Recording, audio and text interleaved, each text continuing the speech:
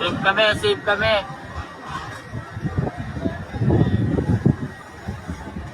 Hindi lang alam kung umabot sa likod eh. Grabe, lumalakas pa rin dyan sa kabila, oh. Hindi ba hirap papasukan ng mga bubuyog sa kabila? Wala, mayroon.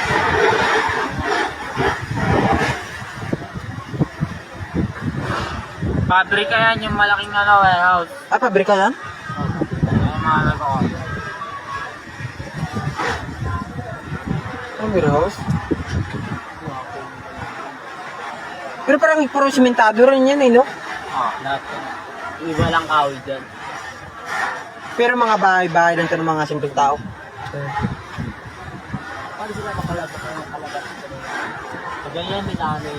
Alas 10 nagsimula yung sunog. Plus, Jess?